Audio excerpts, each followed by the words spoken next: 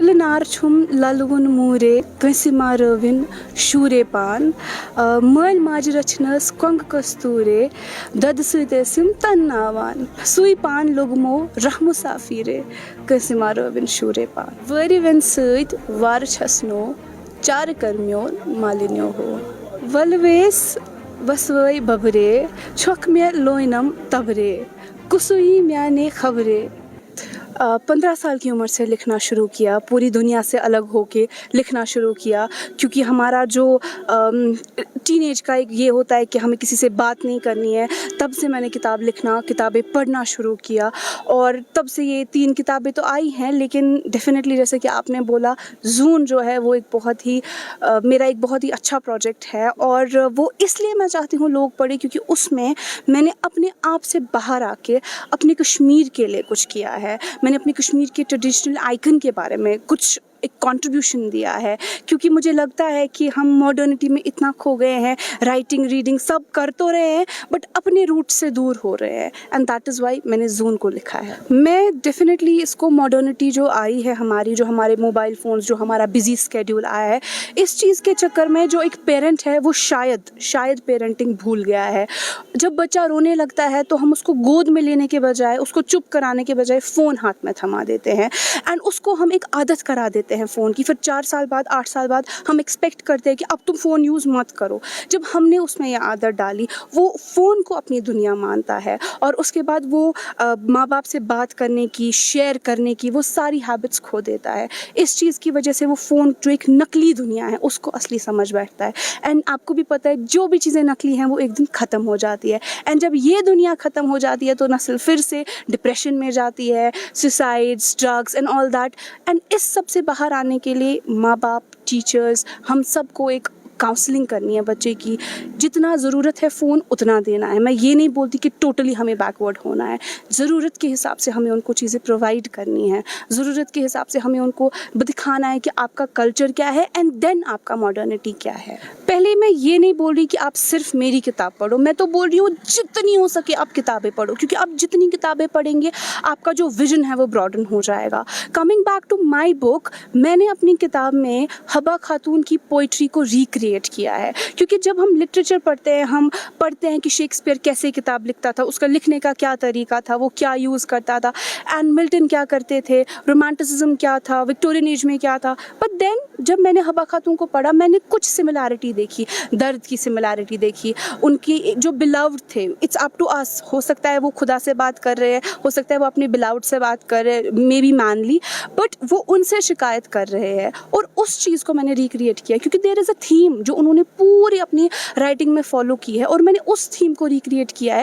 And मैंने भी ये सोचा कि मैं क्यों शेक्सपियर को जाऊं जब कश्मीर में मेरे पास हबा खातून है, ललदद है, रसूल मीर है। तो एक टॉपिक को उठा के मैंने उसको रिक्रिएट किया। एंड मैं मानती हूँ कि जब मैंने हबा खातून पे स्टेप इनिशिएट किया, उसके बाद ही एक छोटी सी बच्ची, I just don't remember her name, उसने ललदद पे किताब लिखी। एंड दिस इज़ हाउ मैं इंस्पायर कर रही हूँ लोगों को कि आप मेरे से भी अच्छा करिए। मेरे को शायद गाइडेंस नहीं मिली, आपको मिल सकती है, आप लीजिए और अपने कश्मीर के लिए पहले वर्क कीजिए, देन कंट्री, एंड देन आप आगे जाके कहीं और।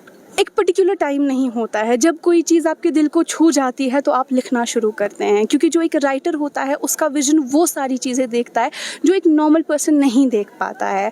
कोई चीज़ कभी 2 दिन में भी आपको दिखती है, कभी 2 महीने में भी, कभी आपको ऐसा ब्लॉक आ जाता है कि आपको समझ नहीं आता है क्या लिखना है। बट डेफिनेटली अगर आप एक डीप ऑब्जर्वर बनेंगे और आप चीज़ों को एनालाइज करेंगे तो आप देखेंगे कि कितनी सारी चीज़ें हैं जिनको आप लिख सकते हैं। एंड रही टाइम की बात, ऐसा भी हो सकता है कि आपने नोटिस किया और फिर आप भूल गए, फिर आपको 1 महीने बाद याद आ गया, अरे मैंने वो चीज़ देखी थी, और आप उस चीज़ को लिख देते हैं, क्योंकि कहीं ना कहीं जो आप देखते हैं वो आपके सबकॉन्शियस माइंड में रहता है और फिर आप उसको इस्तेमाल करते हैं। डेफिनेटली अगर आप देखेंगे, मैंने जितनी बार भी बात की है, मैंने हर बार यही बोला है कि हम हमारे कल्चर को भूल रहे हैं, हम हमारे रूट्स को, हम हमारे जड़ों को भूल रहे हैं। मेरा मेन मकसद यहाँ पे उर्दू में कॉन्वर्सेट करने का यही है, क्योंकि मुझे पता है कि हमें कश्मीरी भी समझ नहीं आती है। मैं शुतगान का शुर करूँ, मगर जो मैसेज मैं आगे देना चाहती हूँ ना, वो शायद शायद लोगों को समझ ही ना आए, और जब वो मेरा कश्मीरी में वीडियो देखेंगे ना, वो पहले ही वीडियो शट करेंगे, वो तो देखेंगे ही नहीं। इसी तरीके से अगर मैं चाहूँ मैं ये किताब कश्मीरी में लिखती, लेकिन जैसे ही लोग देखेंगे कश्मीरी में है, हमको तो आते ही नहीं है कश्मीरी, तो ये तो पढ़ेंगे भी नहीं। मैं चाहती हूँ मैं बस एक लिंक बनूँ मॉडर्निटी और ट्रेडिशन के बीच, लोग वापस जाएं अपने ट्रेडिशन को, पढ़े सीखे और उसको मॉडर्निटी के साथ जोड़े, ना कि उसी में जाए या फिर यहाँ रहे। ऑलमोस्ट ये 150 पेज पे है, हो सकता था तो ज़्यादा भी जा सकता था ये किताब, बट देन जस्टिस करना बहुत मुश्किल है हबा खातून के साथ। बिल्कुल नहीं, नेवर एट ऑल। क्योंकि जब मैंने पोइट्री स्टार्ट की, सबसे मेरे अपने ही फ्रेंड्स ने बोला कि अरे पोइट्री तो हमारी समझ नहीं आती है, ऐसे वैसे लिख दो कुछ। And that was the time जब मैंने सोचा कि मैं एक ईजी लैंग्वेज में लिखूँ, ना कि वो टफ पोइट्री लिखूँ जो लोगों को समझ भी नहीं आती है। एंड आई फील दैट जो मेरे वर्ड्स हैं वो रीडर के डायरेक्टली माइंड में जाते हैं और उनको समझ भी आते हैं। डेफिनेटली सी, ये पहले ही उस ग्रुप का एक पर्सनल इशू होता है, जिसने काम किया और उसके बाद एक ने ले लिया, this is a personal issue. पर अगर हम कॉपीराइट की बात करें, या अगर हम ये बात करें कि उसने उसकी किताब से पढ़ा फिर उस पर वर्क किया, डेफिनेटली उसने उसकी किताब से पढ़ा फिर अगर हम MBBS कर रहे हैं, हम थोड़ी खुद बॉडी में घुस के कुछ नया चीज़ कर रहे हैं, हम भी वही कर रहे हैं जो हमें किताबों पे लिखा गया है, फिर हम उस पर पढ़ के फिर उस पर एक्सपेरिमेंट करके अपना हम एक नया रिसर्च देते हैं। That is what they are doing, that is what I have been doing. पढ़ा है, उसके बाद उस पर वर्क किया है, उसके बाद मैंने वो आगे लिया है, and that is how it works. That is where our literary club has to come into action, right? Because our literary club isn't active. I don't feel कि हमारा जो लिटरेरी क्लब है, जो हमारी आर्ट अकेडमी है, वो active है। आई don't feel कि हमें प्लेटफॉर्म मिल रहा है, उन बच्चों को प्लेटफॉर्म मिल रहा है जो वर्क करना चाहते हैं। अगर हम एक दिन आर्ट अकेडमी जाएंगे दिल से, कल आना, परसों आना, तरसों आना, एंड उसके बाद जब तक हम जाते हैं डायरेक्टर चेंज हो गया होता है वहाँ पे। And that is the reason कि जो भी मैंने जून में किया, even if there are mistakes, even if there is success, it is because of me, क्योंकि मुझे प्रॉपर गाइडेंस नहीं मिली। ऐसा नहीं है मैंने पूछा नहीं किसी को। I went to every door, I went to university, I went to every professor almost, but they said हमारे पास टाइम नहीं है, देखेंगे।